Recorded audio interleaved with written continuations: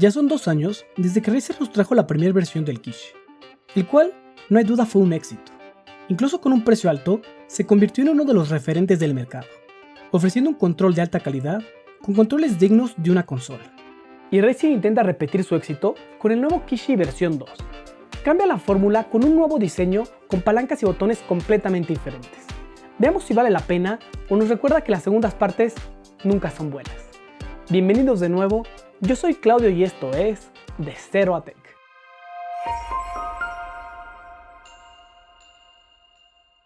Es difícil creer que el Kishi haya cumplido ya 2 años. Y recordando su reseña, lo mejor son sus palancas analógicas, que son grandes y con mucho recorrido. Y los puntos más flojos es el D-pad, con el cual mezclar direcciones es bastante fácil y que la verdad al usarlo no es tan cómodo en jugadas largas. Pero en general es un excelente control, tanto que es de los que más uso.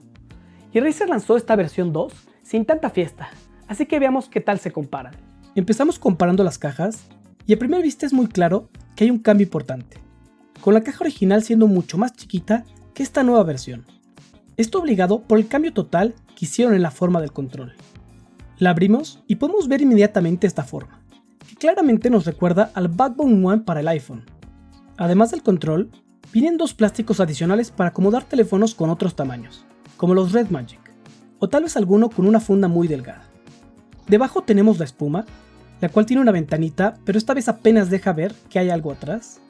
Y tenemos el manual, bastante grande y bonito, con el papel negro y las letras en color plateado. Se ve bastante bien. Y, sí, no te preocupes, también incluye sus estampas. El cambio más importante es obvio. El original estaba separado en 2 partes, con un bloque al centro que las unía con unas bandas. Era raro, pero cerrado era relativamente portátil. El nuevo es un diseño telescópico que al abrirlo nos enseña el logotipo de Razer atrás y todos los iconitos de las certificaciones al frente. No es un diseño original, es exactamente igual a lo que vimos en el Backbone One. Lo que es un hecho es que cerrado ya no es tan chiquito, y quién sabe qué tanto aguante en una mochila. Revisando ahora el control, vemos los primeros cambios. El D-pad del original usaba membranas y se sentía muy esponjoso. El nuevo, aunque tiene un diseño similar, es más chiquito y ahora utiliza switches, por lo que al presionarlos tiene mínimo de traslado, pero una sensación muy clara, y hace clic. En general los D-pads con switches no suelen ser de lo mejor, pero veamos qué tal en las pruebas. Los botones frontales también cambiaron. Dejan también las esponjosas membranas a cambio de switches, aunque se sienten diferentes a los del D-pad, y abandonan los colores por una simbología completamente en blanco, algo que se ve más actual. Los botones de función siguen siendo idénticos, pero agregaron el botón para capturar pantalla donde estaba el de menú, y uno adicional para el nuevo app de Razer llamada Nexus. Esto significa que no hay botón de menú, y tenemos un LED que, otra vez, solo se ilumina cuando estás conectado a la luz. En los botones superiores, L1 y R1, también dejan la membrana y ahora son claramente de microswitch. Y tenemos 2 botones adicionales programables llamados M1 y M2, que están en una posición interesante. L2 y R2 siguen siendo analógicos pero cambian su forma. Tienen un poquito más de traslado y son completamente suaves, mucho mejor que los anteriores que se sentía como si algo raspara al presionarlos. Y por mucho que quiera retrasarlo, hay malas noticias. Las palancas analógicas, literal, la mejor pieza del control original, grandes y con mucho traslado, eran igual de buenas que las de cualquier control de Xbox o PlayStation. Pero por alguna razón extraña, decidieron cambiarlas por las del tipo Joy-Con del Switch. ¿En qué momento alguien pasa de decir, tenemos estas palancas que son excelentes y a todo el mundo les gusta? O podemos usar estas que todo el mundo odia y sí, desarrollan drift. Sí, definitivamente usemos estas. ¡Muy molesto! Claramente para bajar el costo, pero por lo menos le hubieran pasado el ahorro al cliente. Pero sí, ahora trae palancas tipo Joy-Con del Switch. Así que son más chiquitas, con menos traslado, y en vez de ser suaves como las anteriores, tienen ese extraño cambio de tensión cuando cambias de dirección.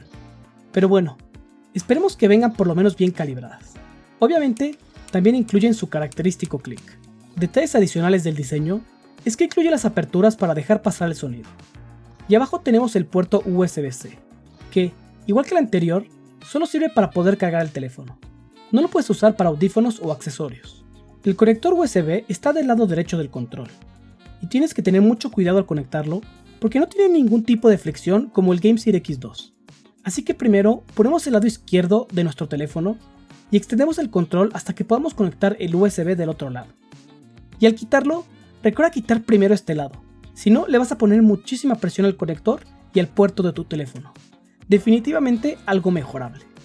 Con respecto a la compatibilidad, ahora caben teléfonos más grandes, hasta de 170 mm, aunque el grueso está limitado a 11.5. Y ya no hay límites de ancho porque quitaron las paredes que podían estorbar. Los soportes de plástico son de un hule muy duro, casi como plástico, muy diferente a los bloques suaves del original. Y con las instaladas debería de entrar la mayoría de los teléfonos. La del lado izquierdo tiene una caída que en teoría es para los módulos de cámara, pero en los teléfonos que tienen módulo central no sirvió de nada. Para estos casos, y para teléfonos más gruesos como los Red Magic, tienes que cambiarlas, que no es muy fácil si no tienes una cuña para ayudarte. Y aunque creí que con las más grandes podría poner el teléfono con funda, el Poco con su funda, que es muy delgada, entra bien, pero el USB-C no llega a ser conexión, y una funda más gruesa ni siquiera entra. Y entre quitar las gomas completamente y dejarlas grandes, créeme, no hay ninguna diferencia. Otro detalle que no me gustó es que al conectarlo, el teléfono queda claramente recargado sobre el USB. Las gomas no llegan a soportarlo. Lo probé con 3 teléfonos y con todos fue lo mismo. El USB-C está diseñado para aguantar este tipo de presión, pero a largo plazo, quién sabe si lo dañe. Ya veremos. Algo nuevo en esta versión es el software. La nueva aplicación se llama Nexus, y esta, además de funcionar como lanzador de juegos, también hace showcase de juegos por categoría. Realmente nada importante, solo son ligas al App Store. Lo que sí es que te da acceso a la funcionalidad adicional como mapear los botones M1 y M2, actualizar el firmware cuando haga falta, y usar la captura de pantalla, y otras opciones de streaming con Facebook y YouTube. Raro que te pida permisos para ejecutarse sobre otras apps, ya que no tiene funciones de mapeo como GameSteer. Y cuando presionas el botón de captura de pantalla, te pide primero acceso para los datos de uso del teléfono, y luego para guardar los archivos. El segundo permiso es obvio, el primero lo usa únicamente para las capturas de pantalla y poder grabar el video de la pantalla para streaming. Y hasta aquí se queda, no hace nada más. No hay una sección para mostrarte tus capturas de pantalla y compartirlas o nada más. Como que nueva funcionalidad a medias. Y molesto que tengas que darle tantos permisos y tener que tener corriendo el app para hacer capturas, cuando hay una función activa de Android que podrían usar, como lo hace GameSeer. Y de lo peor es el botón adicional, que lo único que hace es llevarte directo al app. Y si lo vuelves a presionar, te lleva al escritorio. La verdad, mal. Debería de regresarte al app en la que estabas. No sirve para nada. Y lo peor es que está en pésima posición. Lo presioné accidentalmente como 10 veces. La verdad, una función que apenas pensaron. Vamos al grano. ¿Están bien calibradas las palancas?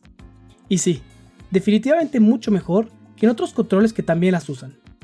El dibujo no es tan redondeado, pero sí deja las esquinas. Y no está tendido hacia ningún lado. No tiene ninguna zona muerta, y así mover el puntito es fácil y no hace movimientos extraños. Y pintar toda el área no fue ningún problema. Probando los botones, vemos que todo está en su lugar. Los botones y el D-pad se sienten bastante bien, aunque Select y Start no están a la misma altura. Y L2 y R2 se sienten muy bien. Tienen una progresión lineal y, aunque no tienen el mismo traslado que un control de consola, regularlos se siente fácil. Empezamos con Grid por la idea de probar los botones analógicos. ¿Y qué te puedo decir? La verdad es que es imposible usar este juego para pruebas. Gastaron todo el dinero en gráficos y nada en la implementación de controles. Es por mucho la peor que he usado en un juego de coches. Ni ajustándola se arregla. Y lo peor es que no soporta R2 y L2 analógicos. Así que probamos algo más. Y lo siguiente fue con Forza Horizon en xCloud. Por lo menos aquí los botones analógicos sí sirven, y sirven muy bien. No es mucho más traslado que los originales, pero al ser más suaves los puedes regular mucho más. A mi gusto, una mejora muy importante. El problema es que la palanca, todo lo contrario, son muy chiquitas. En Rush Rally se sienten un poquito mejor. Los movimientos muy suaves o muy fuertes son fáciles de nivelar, pero el nivel medio es un problema. O te quedas corto o te pasas. En resumen, para juegos de carreras, botones analógicos muy buenos, palanca apenas aceptable. Ahora probemos shooters, y no me lo esperaba. Justo ese punto medio, que no es tan preciso para los juegos de coches, funciona bastante bien en shooters. Primero probé con Fortnite, que tiene soporte nativo, y la verdad grata sorpresa. Según yo, iba a ser injugable, pero la correcta calibración de las palancas hace que no haya problema al jugar. Y lo mismo probando Call of Duty Mobile. Mantis y este control hacen buena pareja. No es lo mismo que jugar con un control nativo, pero sí es de los controles que mejor ha funcionado, aunque definitivamente no son mejores que las palancas del Kishi original. Otros controles han tenido problema con este tipo de palancas, pero siempre por la mala calibración del fabricante. Con el Kishi versión 2 no hubo problema. Y esta calibración se ve también en emuladores. En la prueba de control de Nintendo 64, las esquinas no salen voladas, y dibujan una figura muy similar a la que debe de ser. Y esto se refleja al jugar Mario 64, donde se puede ajustar la corrida perfecto. Lo único que es complicado es hacer que gire sobre tu propio eje por el poco traslado. Y con un cambio tan fuerte en la filosofía del D-pad y los botones frontales, abandonando las esponjosas membranas a cambio de switches, los resultados seguros son diferentes. El anterior era pésimo en las pruebas de precisión, y mezclar direcciones era un error común. Pero en este sí puedes llegar a mezclarlas, pero solamente con mucha presión, nunca accidentalmente. Excelente para juegos de acción como Contra. Y mientras la primera versión era bueno en la prueba de secuencias, este ahora tropieza. No es pésimo, pero definitivamente no es ideal. Pude ejecutar todos los poderes de Street Fighter constantemente, pero me tomó tiempo acostumbrarme. La sensación del clic en las direcciones es muy diferente, y te tienes que volver a acostumbrar al timing. Estos cambios no son problemas en los botones, porque simplemente es otra sensación. Incluso creo que estos son mejores, porque los anteriores eran muy esponjosos y la sensación al presionarlos no era tan clara. Lo que sí es que los nuevos son mucho más escandalosos, haciendo ruido con cada presión. Y los botones programables, aunque no es algo que use mucho, están en muy buena posición. Y los programé con L3 y R3, que es lo que más sentido me hace. Aunque ojalá se pudieran poner funciones como la del botón del menú que hace falta. O mejor aún, botones adicionales. Eso sí, están en excelente posición y en ningún momento estorban. Algo que no he mencionado es que este control es muy cómodo. A diferencia del Kishi 1, este no cansa.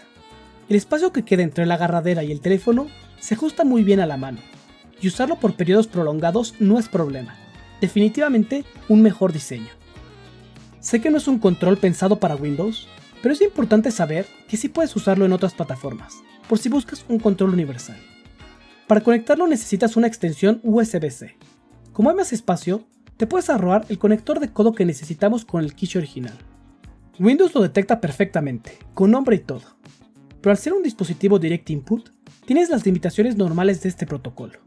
No es compatible con muchos juegos, incluyendo los del Epic Store y Xbox. En Steam esto no es un problema, pero si lo quieres usar en aplicaciones no compatibles, vas a necesitar un software adicional. En RetroArch funciona perfecto, pero por alguna razón no deja de salir este letrero de que se conectó el control. Esto no pasó con ninguna otra aplicación, y no afectó durante el juego, pero si es molesto, la única manera de quitarlo es desactivar las notificaciones. Finalmente, y si necesitamos algo más para tomar una decisión, el precio viene a cerrar el tema. $99 por este control es absurdo y excesivo. $20 más que el Kishi en su precio original, y además, hasta que no lo bajaron de precio, no se volvió tan popular. Y este tiene el mismo problema.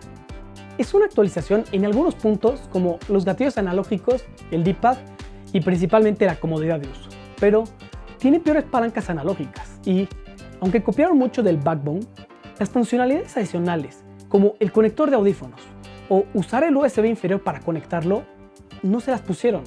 Solo copiaron lo malo, como la tontería de necesitar una app para poder capturar pantalla, el precio y la pésima posición del botón para llamar el app. Así que no dudaría que en unos meses más Razer nos quiera cobrar por usar el app. Y como competencia, el más obvio es el Kishi original, que cuesta menos de la mitad. También está el Game Series X2 y el X3, que por el precio incluye un enfriador, y que tendremos la siguiente semana para reseña. Y hasta el Backbone, que acaba de salir en su versión USB-C, que cuesta lo mismo, pero incluye funcionalidad adicional. Todo esto le complica mucho la situación al Razer Kishi versión 2. Si no lo has visto, aprovecha para ver la reseña del original, donde lo comparamos también con el Game Series X2.